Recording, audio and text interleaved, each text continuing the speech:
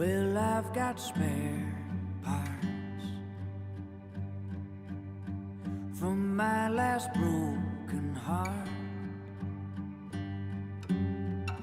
Somehow more than what I had to start. Yeah, I've got spare parts.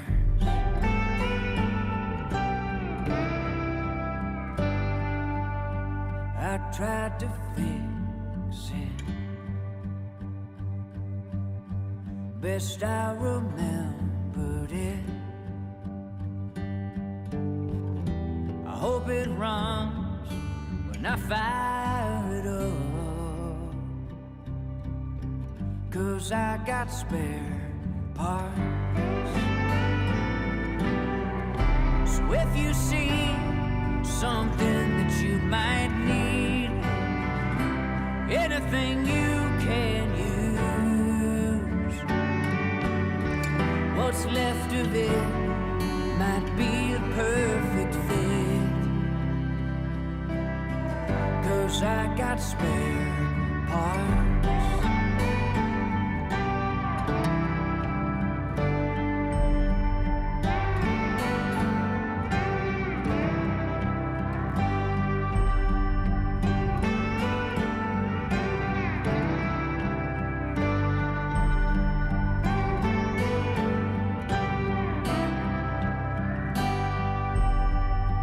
Took a piece of you, like lovers often do. I'll try to make it good as new, 'cause I got spare parts. So if you see something that you might need, anything you can use, what's left of it might be the perfect fit, 'cause I've got spare parts. What's left of it might be the perfect fit, 'cause I've got spare.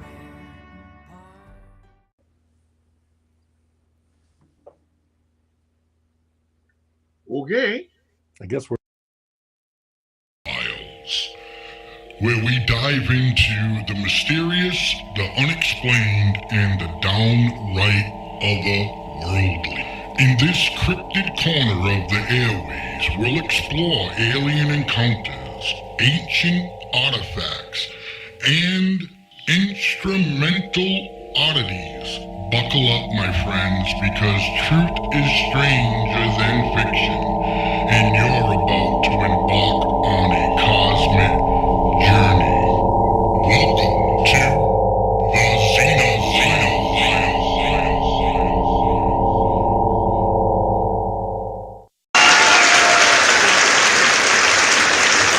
Hello, everybody, and welcome to another episode of the XENO Files. And I got my co-host here and my buddy in Fogman. How you doing, sir? How are you? How y'all? No audible? No audible? You can hear me? I can hear you. Fogman, you can't hear me? We can't hear you talking either, but B can hear me, so it's got to be you. I can hear you. Yes, absolutely. Unless you're messing with me. Anyways, so here's Fogman while he takes care of his audio. And of course, everyone knows Mr. B. And Hey, everybody. And so everyone, welcome to the XENO Files. Did you fix audio? Are you muted somehow, Foggy?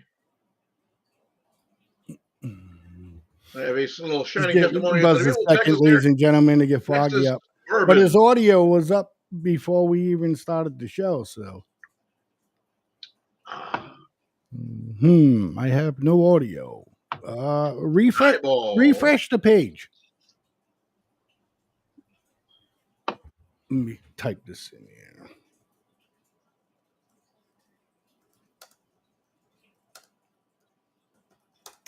sorry, ladies and gentlemen. We'll getting him up and running real quick, and then we'll get to this. Gary, refresh the page. He will disappear for a second.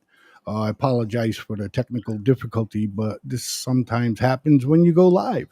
While we're waiting for him to get out and come back and do his refreshing and something, I want to let you know that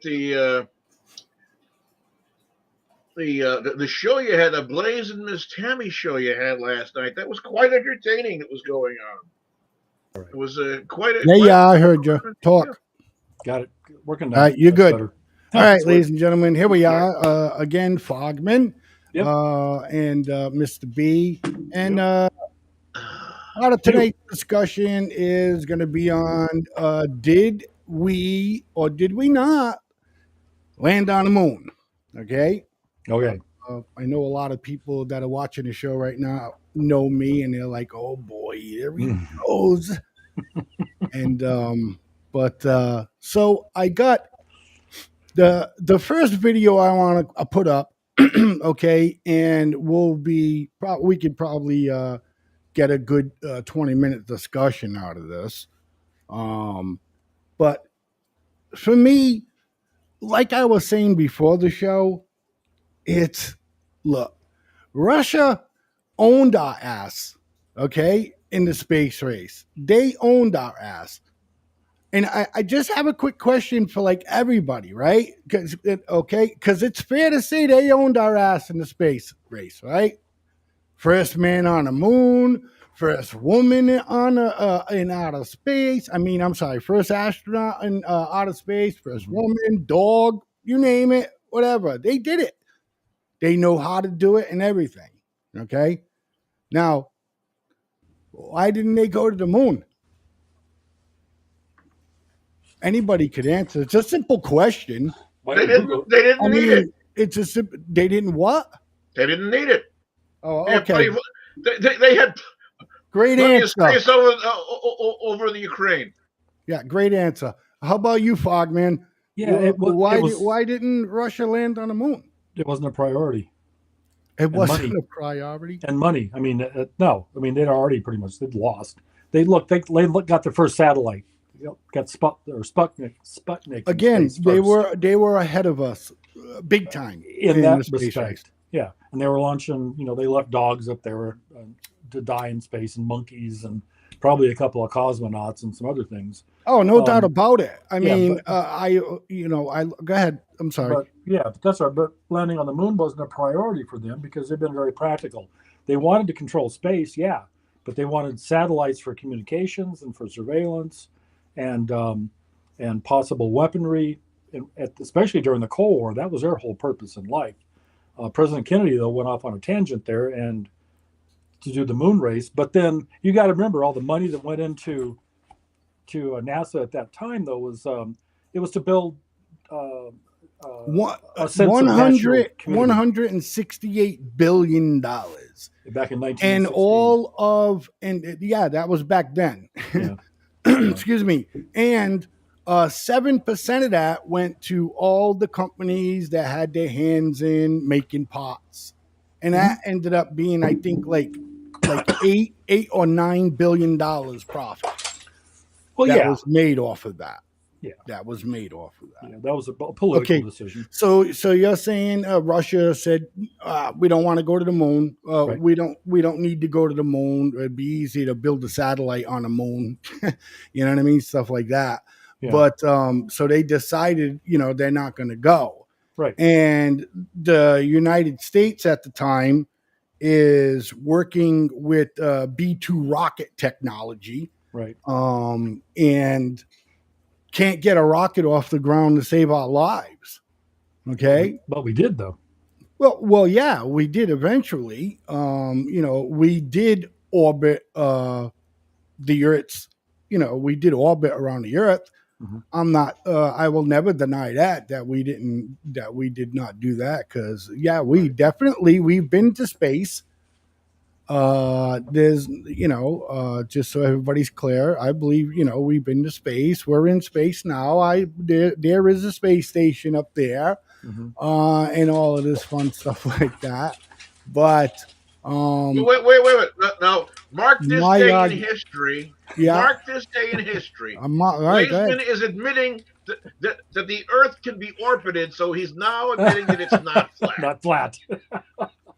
Well, I would never say that the Earth wasn't flat. Why the fuck would I say that? I'm talking about not landing. Oh, I see what you're saying. So you're Yeah. saying that I'm like bonkers enough that, right? You know, if I believe we didn't land on the moon, then the Earth must be flat. Well, that's a general consensus between deniers of both. So, Pretty terrible because, you know, it's got to be real. I think we 508-974-4231. You want to call we it? did orbit the Earth. So, well, you know, the same bunch of people they'll think that no humans have ever been farther than the stratosphere, too. So, you know, in space or in the atmosphere, farther out in the atmosphere, it's impossible for humans. You know, I remember my dad telling me a story back many years ago. He said we were having a conversation about time and distance of driving. Okay. yeah. I said, well, okay, we're going to go 60 miles an hour. It's going to take us an hour to get there. And he said, wait, what do you mean? How does that work? And I said, well, 60 minutes, 60 miles. We're going 60 miles per hour, so it takes an hour. He said, no, that can't be right. I said, Dad, it's a mile a minute. He said, no. He said, no, that's impossible. He said, humans can't survive that. And I said, Dad, seriously? So, yeah, okay, but you know, whatever. So, Right. I get it. I remember. That was the consensus of a science teacher in his school, his high school at the time, who was also a denier of anything space and right. I got you. Horses by like horses and carriages, horseless carriages. But like I said, anyway, I'm not again not denying that we can't get up there. Yeah. I mean, because our technology is so great. I mean, we fucking stranded 2 astronauts up there for 6 weeks and couldn't figure out how to get them down. For real though, bro. I mean, if the show's gonna be you sitting there just rolling your eyes up to the top of your head, I'm just sitting here. You know, it doesn't make any sense. Being out in space and you know, it's so a show. This Texas bourbon stuff is pretty good. All right, you should hit on it a little bit more. I'm going to be seeing Voyager 2 in a couple of minutes here. Right. That goes for the whole... Well, you can hit on that. All right, I'm going to show the first video that should just, stop this discussion in its fucking self anyways, but... Okay. I'll hold on, stop.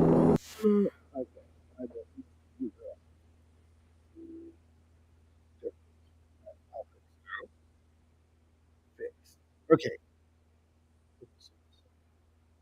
All right, let's check this one. Unbeknownst to the citizenry, high above the Earth, beginning at an altitude of 1,000 miles and extending an additional 25,000 miles, lay lethal bands of radiation called the Van Allen radiation belts. Every space mission in history with humans on board, from both the United States and Soviet Union, from the first in 1961 to the present, has been well below this deadly radiation field. Mercury, Gemini, Soyuz, Skylab, the Space Shuttle, all maintained altitudes well below 1,000 miles. All except Apollo. The more experienced Soviets spent 100 hours in space for every 20 hours of the US. In order to survive the hour-and-a-half journey through this radiation field necessary to reach the moon and return, solid lead shielding between the astronauts and the exposure outside would be required. The mammoth Saturn V rocket used by Apollo was already 35 stories tall and weighed as much as a battleship. To add additional tonnage in the form of a lead barrier completely surrounding the crew members would have made it impossible for the vehicle to get off the ground. That is why the Soviets, though more advanced, only sent an unmanned probe to the moon. The Apollo spacecraft's narrowest shielding was less than 1/8 of an inch of light aluminum.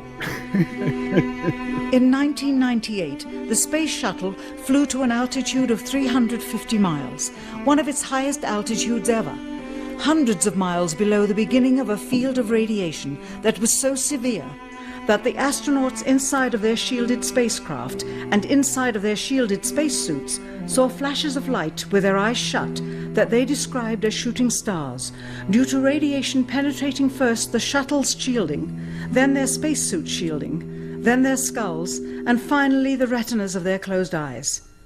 As a result, CNN issued the following report, noting NASA's unpredicted surprise. The radiation belt surrounding Earth may be more dangerous for spacewalking astronauts than previously believed. Scientists say the phenomena known as the Van Allen belts can spawn killer electrons when the Earth's magnetic field changes.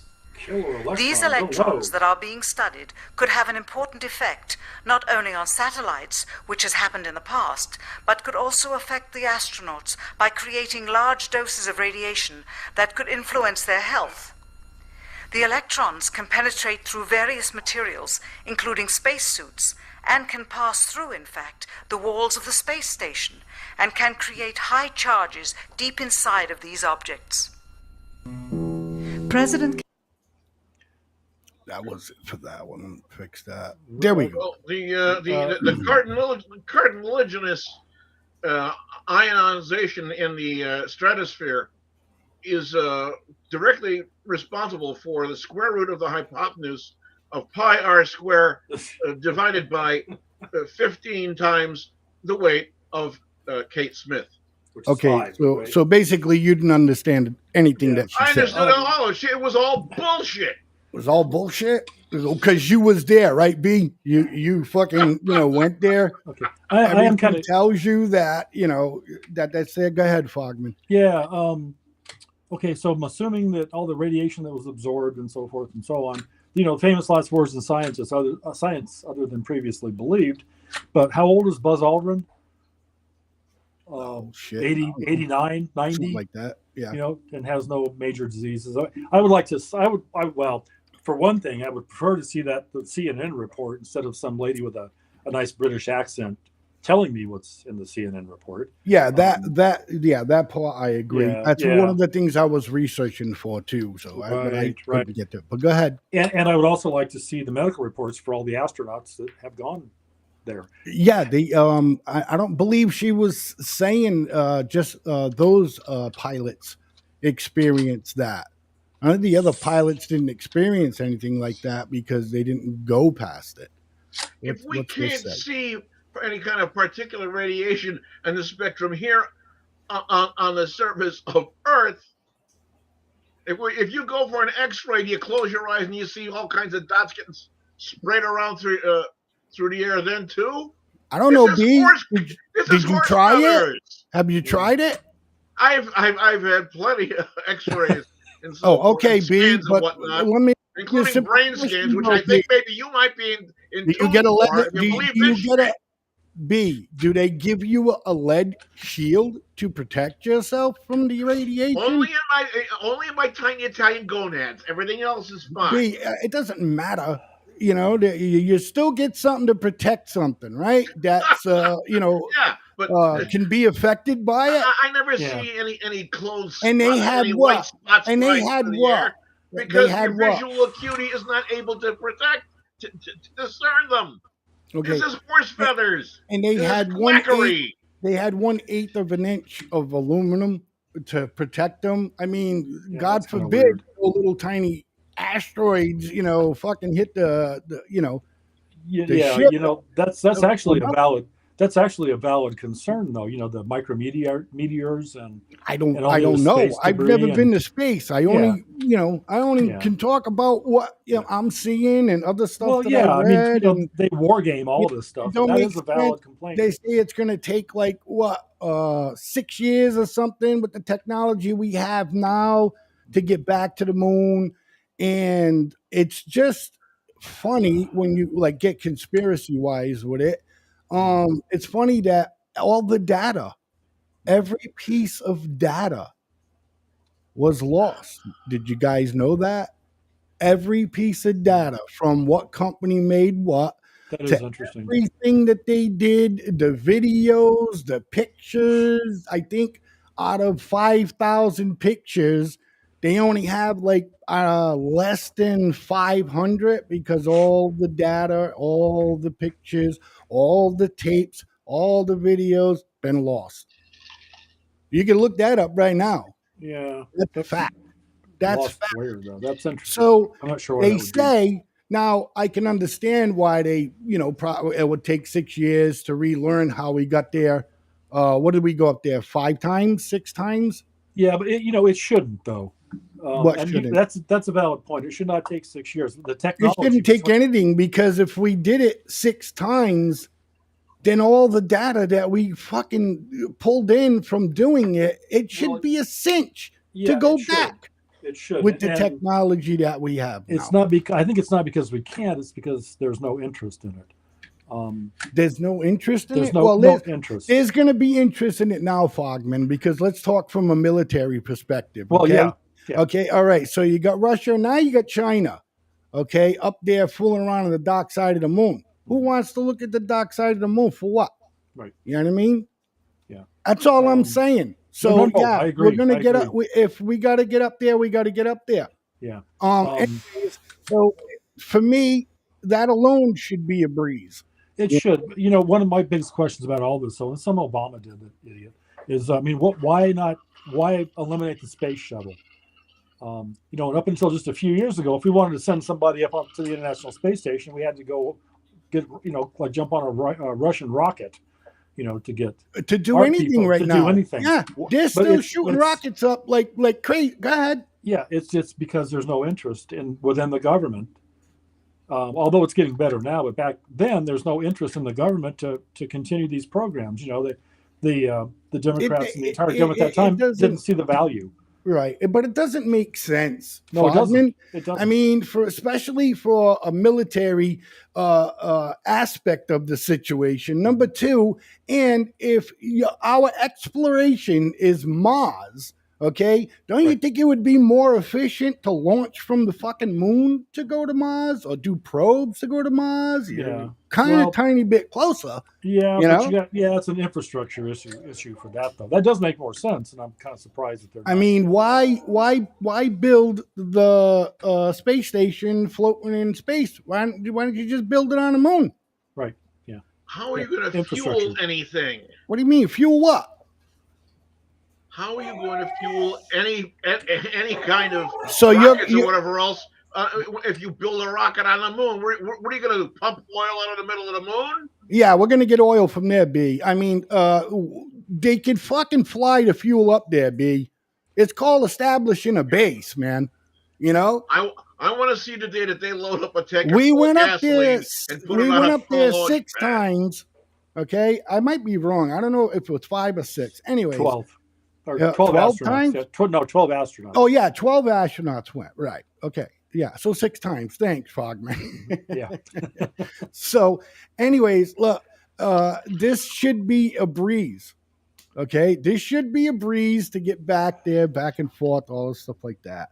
I just want to play this other one, according to this documentary, which I actually enjoyed. It talked a lot about other things too, just besides this stuff. So, okay, cool. How much it cost to go to the moon, all that shit. It was like 45 minutes long, so I wasn't going to play a 45-minute video. All right, let's listen to this one. Before the completion of this documentary, an old reel received by mistake. It contains the raw or unedited footage of the crew of Apollo 11. Michael Collins, Edwin Aldrin Jr., and Neil Armstrong, staging part of their mission for nearly an hour in living color, with exceptionally clear behind-the-scenes audio of conversations discussing the techniques used to achieve a disingenuous picture depicting the Earth at a distance, in order to falsely demonstrate their far journey from it and their ability to survive passing through the Van Allen radiation belts. It cannot be misconstrued that this staging was done for some other reason prior to the mission, for the reel itself is slated and dated July 18th, 19th, and 20th, 1969, the very days of the mission when they were said to be approaching and achieving lunar orbit. Furthermore, it is apparent they are in genuine zero gravity aboard the actual spacecraft, necessary to convince the mass media of their authenticity, just not any further than Earth orbit, as you will see. In this never-before-seen or heard footage, not only is the radio conversation between the astronauts and Houston Control audible, there is a secondary, private conversation taking place between the crew and a third confidential party, prompting the astronauts with what to say, when to speak, and how to effectively manipulate the camera to achieve the desired misleading effect. NASA claims that the Houston transmissions were the only ones taking place with the astronauts. Listen now as Houston Control initiates a conversation with the crew, only to find them too preoccupied with the behind-the-scenes trickery to respond. Moments pass and the oversight is picked up on by the clandestine third party, who quickly prompts them with talk. Immediately, Neil Armstrong speaks. Hello, Apollo 11. Houston, Goldstone says that the TV looks great. Over.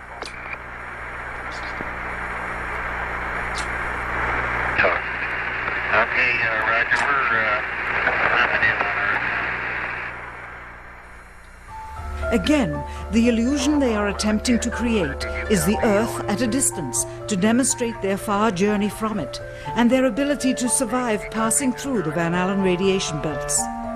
Understand, too, that only about 20 seconds of this raw footage was ever broadcast to the public, and these conversations discussing their deception were believed to be private. Until now. Here they discuss that these television transmissions were in fact not broadcast live as everyone believed. They were first screened and edited for playback later. Roger, Neil. We just wanted a narrative such that we can, when we get to playback, we can sort of correlate what we're seeing. Thank you very much.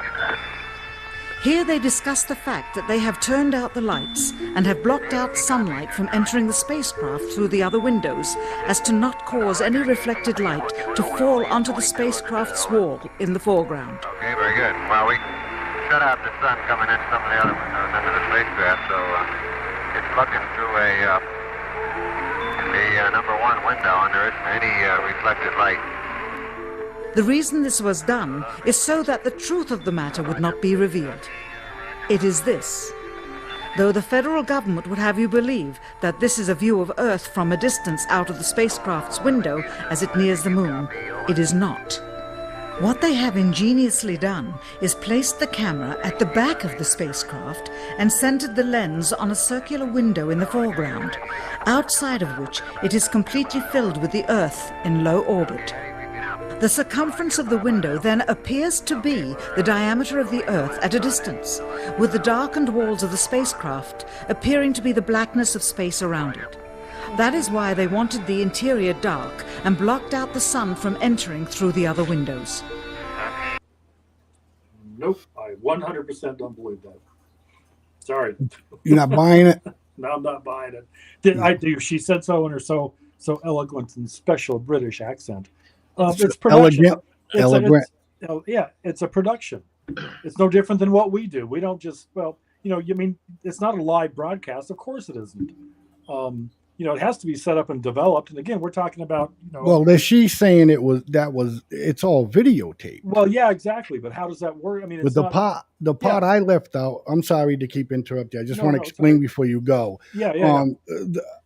I put up the wrong one. The wrong one actually shows you can see a person walk in front of the camera. 'Cause remember, she says that the camera was up against the window. That's what they said that they did. The astronauts put the camera up against the window. Okay. And I am going to search for that video while we talk and do all this other stuff. I don't know what I did with that. I thought it was the wrong one. Anyways, in that video, okay, you actually see someone walking in front. I would like to see that and have it confirmed. That's actually what? Yeah, I know. I'm just saying it, but unfortunately, I'm like, hey, but this happened, and I can't find the video. I get what you're saying. No, that's okay. I get it, but I just understand also the production process for that, and it actually makes sense. I mean, camera technology at 1968. I mean, come on, it's so much different than it is now. It sucked. So you and that can't. camera that was being used there was like the best we had at the time. At the time, yeah. For color. Exactly. So you're going to have to set it up. It's going to have to be recorded. I mean, even now, there's a time lag in returning images from space. All those pictures and shit that we get from 4 Mars seconds as far as audio. I'm not going to be a party pooper here. I don't want to be a party pooper here, but I'm going to throw something out over here that's probably going to shut this discussion down very quickly. Yeah, you don't know 13. me very well. Boom, there we go. Mic drop. The what? Apollo 13. What about it? How do you explain that? If all of this stuff happened, how do you? I don't know what you're talking about. How do you suppose that they the way you're saying they never got through this radiation band or whatever else? How do you suppose everything that happened with Apollo 13 happened? Yeah, Apollo 13 did happen in Earth's atmosphere. Yeah. Oh, really? Oh, great. Yeah. So it took them all this time, and that's why to make it more authentic, right? Because I could drop Mike too, and I will. The point of that is that when we were supposed to go to the moon, the astronauts are up there. They're up there in space, like she said. They showed the video of them with the no gravity bullshit and stuff like that. But that's in Earth's atmosphere.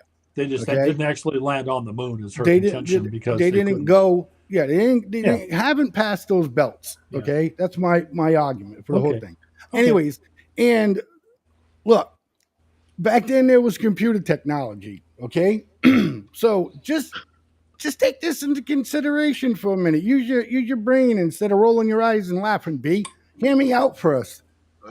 So look, back then they had computer technology. Okay, so in order to fool these people, because NASA had so many people, doing this shit, how can you possibly fool all them people? Very simple. It's called a computer program. It's called a computer simulation program. Okay, you send the guys up to space. You send the guys up to space, right? We didn't have that technology back then. Oh my God. Anyways. You send the guys up in space so that way they can do those cameras and show everybody, hey, look, they're really there. No gravity, all this stuff like that. The transmissions, 4 seconds behind like they're supposed to be, and all of these things like that. And in the meantime, soon as that starts happening, boom, you hit the button, the fucking little tapes stop wheeling, and they start running the program. And the program shows the pressure of the aircraft and shows them all the things it's supposed to be seeing. Okay. In the meantime, you got your black ops guys or whatever the fuck you want to call them. They're in another room. Okay. There's about maybe 12 to 13 of them, say, and they're there actually talking to the astronauts that are orbiting the Earth. At that time, make sure they get down safely. That shit's easy to do. Oh, here they are. Fucking, you just enter in Earth's atmosphere all over again. So that, run a program. Everybody sees the simulation, blah, blah, this. They did shit like that all the time in simulations. Give you a false fucking reading. All of that when they were in their simulations learning and how to go on to the moon and fly the fucking ships and all of that. But they didn't have technology back then, so I don't know what kind of programs they were running for forms and ships. So that would be my question too. I mean, for example, Pong hadn't even been invented yet. Atari was just in video games weren't just a gleam in somebody's eye. I'm going to read something here real quick. Let's see. Most people take it as gospel that the U.S. government, NASA, the 12 astronauts in the total who have walked on the moon, and the 400,000 people involved in the astronaut program would have neither the will nor the way to fake one of humanity's greatest ever achievements. And I get it, computer programs, but what was a computer like in 1968? It was bigger than my house. I remember. I've seen them. I remember going on a field trip when I was a kid in the 70s. We went to the Boston Science Museum. Well, they were size refrigerators. Yeah, I worked for Hughes Aircraft back in the 80s on the STI program, and we were still using punch cards, data punch cards. Remember them? And this is in the 80s, right? And much less 1968. So with the big vacuum tubes and all of those things. With all of that kind of shit. So how there would not have been the technology available to fake something like this. Even today, for example, well, let's say the images of Mars, right? That's not a picture. Those are millions and billions of pixelated data that's woven into an image that we as humans can comprehend. There isn't, the Mars rover didn't stick a camera out the window and take pictures of Mars and send it back to Earth, I guess is my point. Right. Well, to me, when it's put to me, there was 400,000 people that worked on this project. Okay. The only people that they really had to fool were the people that were there. Okay. At the time that this is happening, because everybody else is just, either somebody who fucking built the screw for it, or whatever. They're just working at their job.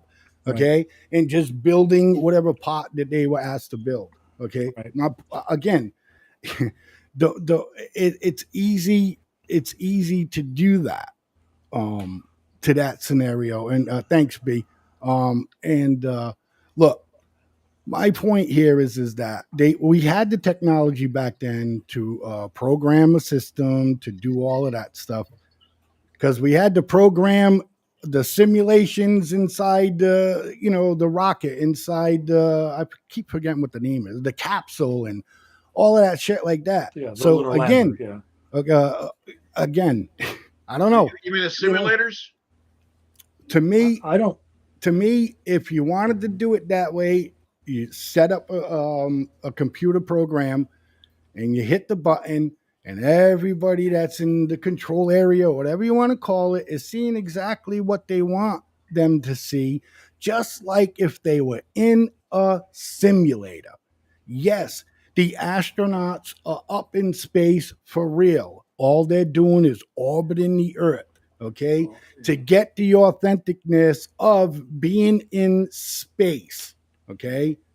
You can't have, I don't care what anybody says, like B with his mic drop. That's it, Apollo 13. Oh, okay, I can do it again, B, okay? Mic drop, okay? 12,000 pounds of thrust doesn't leave a fucking crater underneath this thing. Right. 12,000 pounds of trust. Just go do my little experiment. Get one of the little fucking whatever those little things there. Crater where? Yeah, on the moon. Underneath the lunar module. B. Yeah. It blasted off. Okay, all right, go ahead. I'll listen to an explanation of why there was no fucking dirt debris on this thing at all. But go ahead.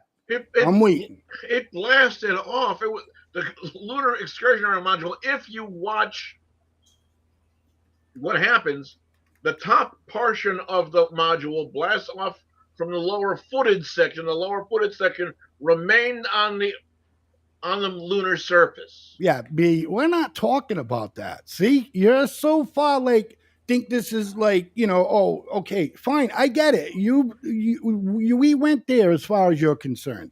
Okay, I'm just saying I don't think that we did, B. All right. Yeah, now you're explaining it wrong. I'm talking about the lunar module landing, B. Landing. Yeah, you are, sir. You explained it. Okay. Wrong. Yeah. Okay. I'm talking about landing. I'm talking about the lunar module landing, not bouncing off and taking off, right. B. Okay? When it landed, 12,000 pounds of thrust, B, shooting down. And you're telling me that the moon, I was going to say the Earth's, you're going to say the moon dust or whatever you want to call it does not move at all? There's no crater that should have created at all? We didn't have a camera underneath the thing as it was landing. And the cameras that were showing as it was landing, they must have fucking broomed it all off. Okay. You could see a cloud of dust as it was landing. Talking about a crater. Yeah, I get what you're saying. I'm not being an astrophysicist or an engineer. I have absolutely no idea how this would work. But we all know that that's what that does. Well, I know you're talking about, because I'm just trying to figure out I'm trying to understand the point of view of folks that don't believe it happened at the same time. So I'm not discounting it, and I respect and understand your opinions. I'm just trying to sort them out. No, I appreciate that because you guys believe what you want to believe. Yeah. But what I'm saying, you can't sit there and say, oh, well, yeah, it just didn't happen. Yeah, or did happen. Yeah, I understand. I'm just trying to work out the physics here, or the math, or or the Well, that's why I the said image. about the little experiment. You can Okay, do it well- with a vacuum cleaner. Put the vacuum cleaner, point it down towards the dirt, and hit the fucking switch. Okay, but and watch it disperse the land. I get it. I understand that part. What I'm curious about though is where does the 12,000 pounds of thrust come from? As it's slowing down. But slowing down the lunar module to land. But where does that? I mean, okay, but because remember now, is the 12. Okay, are you talking about it takes 12,000 pounds of thrust to accelerate the rocket from the Earth? No, Or I'm talking okay. about the And lunar man it's landing, when it's getting ready to land on the moon. Okay. They found our spot. Okay. Now we're gonna land. We're going down fast. Hit the fucking thrusters. 12,000 pounds of thrust. Right. Nothing there. Where does that 12,000 pound number come from, though? I mean, is that's documented somewhere? Yeah, that's documented everywhere. I could be wrong. I think it's 10,000. It could be whichever. 11,000. Because my understanding of this is that because the moon's gravity is considerably less than Earth's, so it's not a matter of landing. It's not a matter of like SpaceX, for example. When their boosters return, there's. But even with them though, there's a trail or a cone or rocket trail, but they make corrections with CO2 thrusters and various ways. Yep. So it's not like a big blast of smoke. It's not like a launch. It's more of a controlled descent. Right. And I'm thinking because of gravity. So I just like to know. I don't know. And that's why I'm asking. I don't know. Well, that's what I'm saying. As they were going down, they're descending. Okay. And using your CO2 little thrusters or whatever. Yeah, but if you stop, but you need to come down. Okay. There's also documents that when they were simulating this, okay, try and follow me. When they were simulating this, they took into effect that when the blast made the crater, they were worried about if the crater was going to be too big and the fucking lunar module would fall inside it. That's okay. Interesting. I don't know why they would think that, but I mean, that's what they thought. That was part of simulation. You're going to think of things. What's the toughest scenario? Oh, let's think outside the box. What could happen? Oh, because thrust comes. But I mean, gravity has to play a part here somewhere too. So it's not. Like I said, they were worried about it making a hole big enough for it to fall in. Yeah. They didn't want to burn the green cheese. Listen, here's the bottom line. I'm not saying that the fucking thing made a big enough hole to put the whole lunar module in. Yeah. Okay. All the lunar modules got to be off as 16 fucking degrees. A little bit fell in the hole, and that's it. You can't launch. Yeah, I just hadn't heard that. I hadn't heard that theory before about that, or hadn't even really considered about the crater. Well, thing. like I said, everybody's got a computer in front of them, man. They were worried about that. Was one of their scenarios. That was one of the things that they were thinking about, because if this thing made the blast, they didn't know if it was going to fall in. Now, again, getting back to when they show the pictures of this thing, not only is there not a speck of any moon dust on any of the landing platforms, there's not even, it's like somebody went and raked underneath it. There's no blast radius at all. Yeah. None. I haven't seen those. Are easy pictures to look at. Like I said, everybody's got a computer in front of them. All of that stuff is all factual. That's all I'm saying. Like, what's the deal? We're fixated on fucking Mars. Mars. We'll get to the moon. Get to the moon. I'm going to play devil's advocate here. Go ahead. The moon landers come down. Everything what you said. The moon landers come down, and it's landed there now. Now they open up the thing, and Neil Armstrong goes out. The alarm's down. The thing he goes in, puts his foot down, and his very first footprint goes into this pile of moon dust, and he says, "One small step for man, one giant leap for mankind." Yep. If the thruster had done all of that stuff, there wouldn't have been any dust for him to leave a footprint in, would there?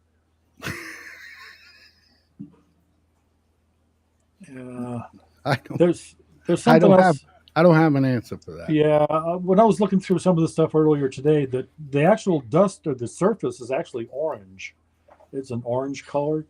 I didn't know that. Yeah, the dust. If you, because 90% of the pictures are black and white, so I didn't know that. Yeah, there are 8,000 photographs that were sent back from the actual landings. Right. And within those, there are some photographs of dust that have been disturbed. And it's like, it's like a house, it hasn't been cleaned in forever or whatever. You get a coating of dust all over everything. Well, it's the same thing with the moon. It hasn't been disturbed in however many eons. And when you do, you get down to the actual crust of the moon as an orange color, which is something that somebody thought that was important to know. Okay. Well, right. All right. So here's another thing.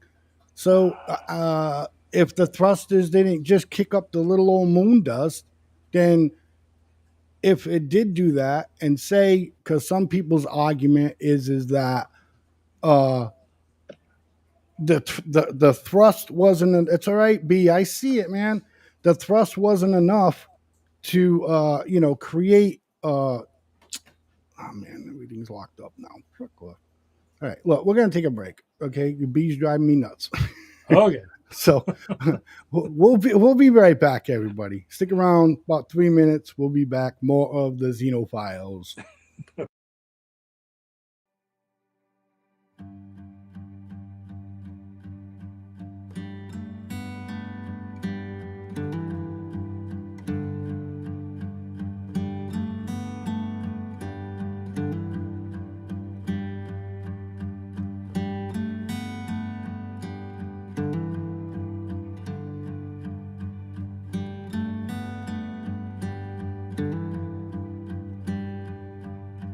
Well, I've got spare parts from my last broken heart. Somehow more than what I had to start. Yeah, I've got spare parts.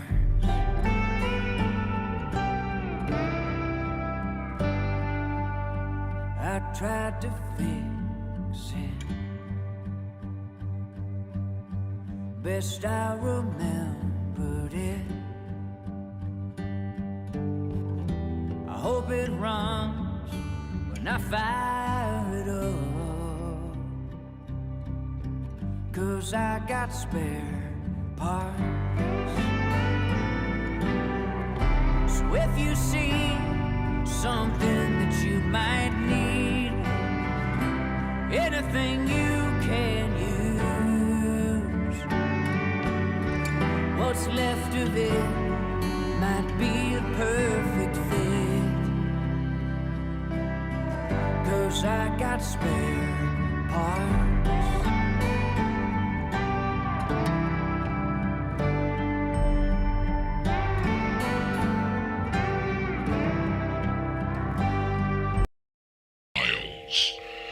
Where we dive into the mysterious, the unexplained, and the downright otherworldly. In this cryptid corner of the airways, we'll explore alien encounters, ancient artifacts, and instrumental oddities. Buckle up, my friends, because truth is stranger than fiction, and you're about to embark on a cosmic journey. Welcome to the XENO Files.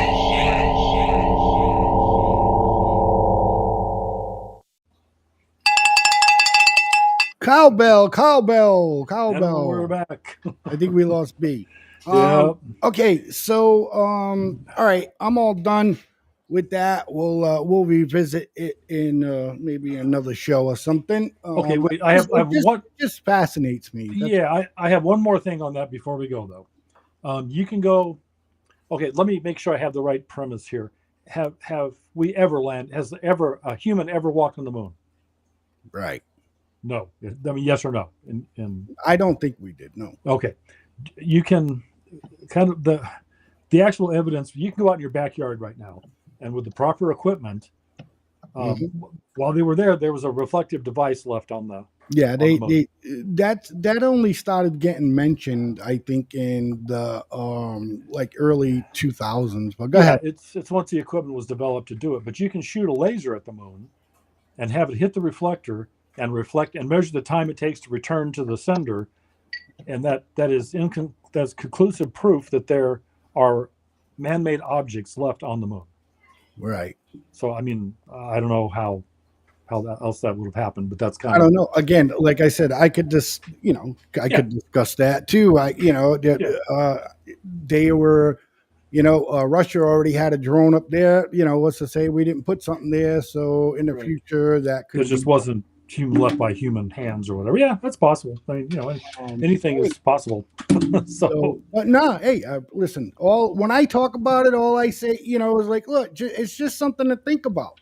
That's all. And then, again, if enough of people say, that we did, then you'd be like, well, fucking 95% of the people think that we did. And, that's the same thing with, the Lord Almighty, fucking, if you say you don't believe in God, and people look at you and go, well, the other 98% of the people must be crazy. You know what I mean? Yeah. So. I mean, if everybody agrees on shit, it's no fun. So we have to have disagreements. We can't all believe the same thing. Right. So you had mentioned something about Antarctica, and a drone submarine finds mysterious 1,300-foot long structure under Antarctic ice. An unmanned submarine conducted a first of its kind survey of the underside of an Antarctica glacier, and there is a picture of this anomaly. Let me bring it up real quick. Yeah, bring that up there. That was kind of an interesting story. So here are the anomalies. Here, this thing is pissing me off, but I can't get rid of it. But anyways, let me make it bigger, and just so we can try and see the picture a little bit better. All right, chat. This is your baby. Is this black thing the anomaly, or? Well, I'm assuming it is. Now, what they're trying to write this off as caused by water currents under there.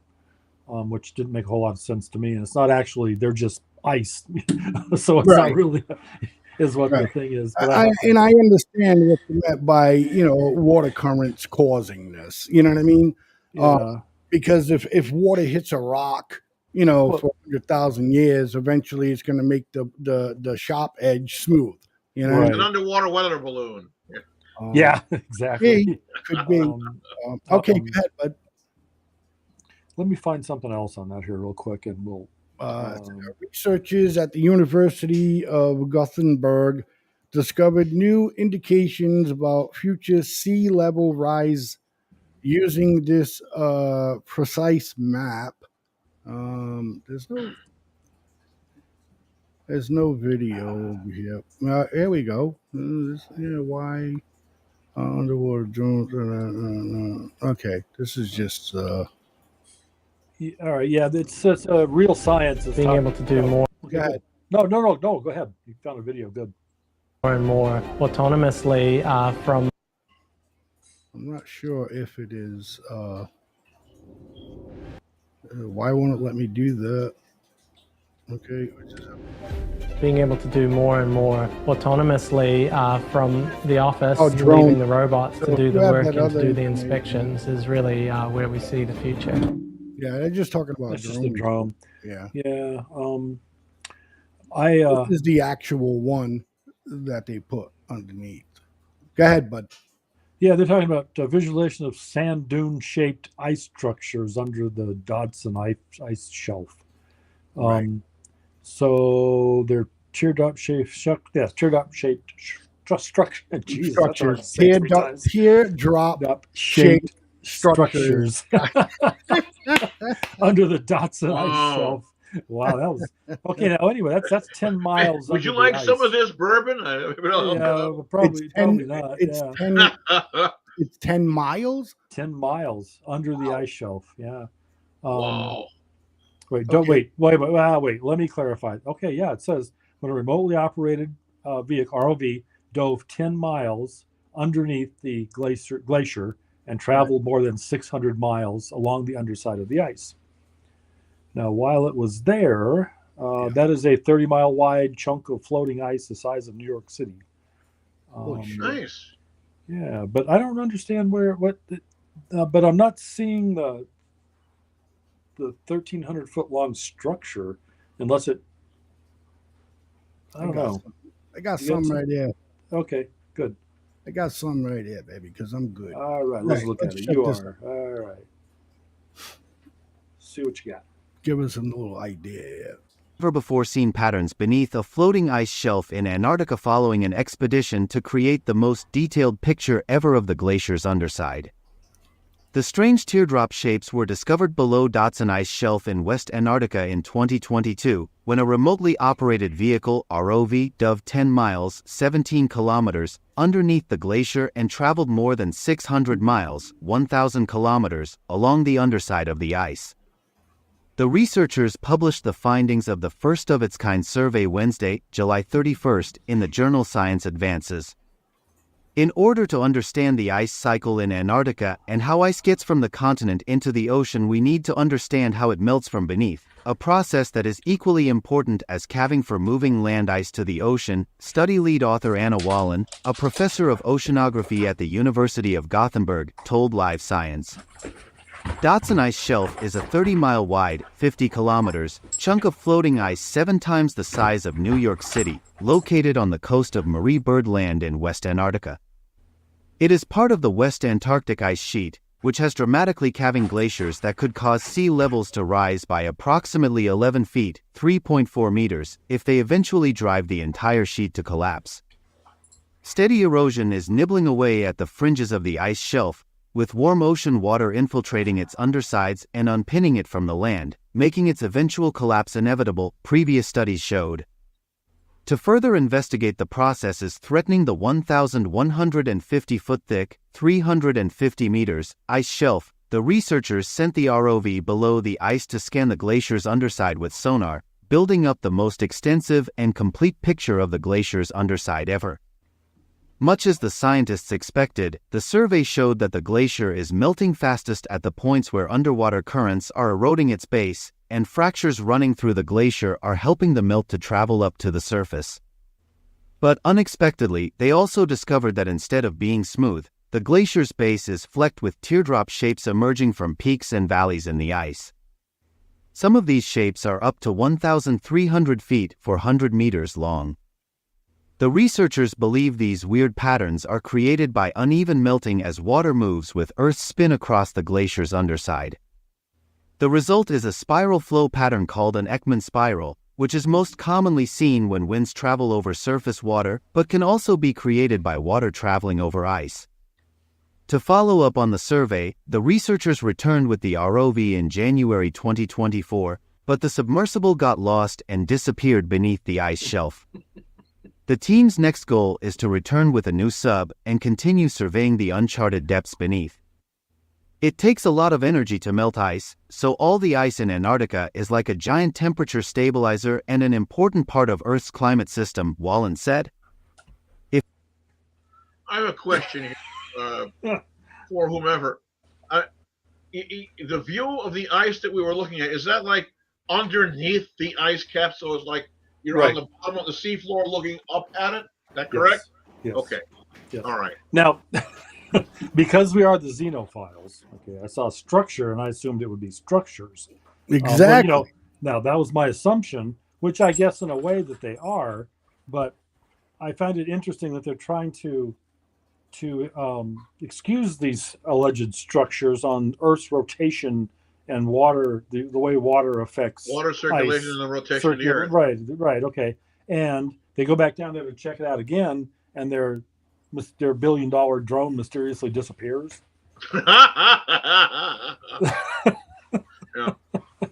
Yeah, okay. They lost it? Yeah, they lost it. It was swallowed up into the city of Atlantis. Yeah. Wow. It they sent it back down there to do some more research, and it disappeared. Right. So what's your Apparently- take on? What's your take on what we just listened to, bud? Oh hell, who knows? I think either somebody had some unallocated. I think either somebody had some unallocated grant money that they needed to make a connection to climate change. Right. Is the excuse. Yeah. But then the disappearing drone, I'm really not sure what that's all about under the Yeah. I think there might be quite a few people a little bit upset about losing $1 billion drone. Well, yeah, and the reason why, I mean, it seems like a little suspicious Right. circumstances. Right. So who knows? There could be a civilization down there. Right. Again, we could have a show because, again, as far as aliens, UFOs, we had talked about this a little bit on the Xenophiles. I think, there could be civilizations that live here on Earth in our water. Yeah. It's now been repurposed as Vladimir Putin's pet dog. Yeah. No, there's probably some family down there that's like cruising to the local McDonald's or something. Some family of undersea creatures. Yeah. Well, yeah, that goes along with the theory that aliens really aren't aliens. They're just they're only on the Xenophiles, ladies and gentlemen. So for me, again, it's me against the world as far as landing on the moon, and I had a blast talking about it. And again, the Atlantic stuff, the Antarctic stuff, we're gonna stop. We're gonna dive into that a little bit more. Because it's very not exactly what we've seen here tonight. I'm just, there's a lot of, we still haven't really covered everything from Admiral Byrd's, expedition here. Okay, this guy comes back. We got the whale that read Moby Dick. All right. Well, there you go. There you go. So we're gonna dive into it. We're going to dive into it, no pun intended. Exactly. I want to revisit Admiral Byrd and his expedition to the Antarctica because, according to him, when this guy came back, and I don't know if he wrote the book or whatever, this guy's talking about seeing, like a whole new world. Crystal cities, all kinds crystal of stuff, cities, green grass, trees, waterfalls and shit, and this is what this guy's writing down. Right. So was it real or was it hypoxia?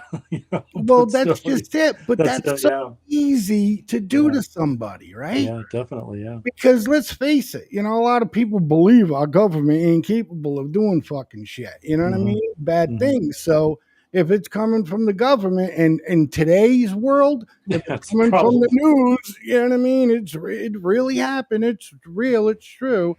Right. But for me, with that being said, ladies and gentlemen, I had a great time with my boys like I did Friday night. Next week, again, we're going to cover more of Admiral Byrd and expedition to the Antarctica, buddy. That's going to be a great show. For me, peace and love to each and every one of you out there. Mr. Bogman. Good night, folks. It's been a pleasure as always, and we'll see you next time. Beat. See you again, everybody. Have a good week. We'll see you next time. I got to put one of those on one of my buttons, guys. You know what I mean? So, all right. Good night, everybody. Good night, guys. It's always a pleasure. And catch us next week on the Xenophiles. See you next time.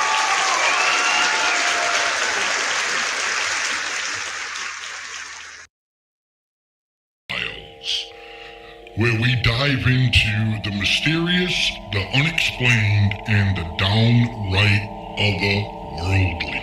In this cryptid corner of the airways, we'll explore alien encounters, ancient artifacts, and instrumental oddities.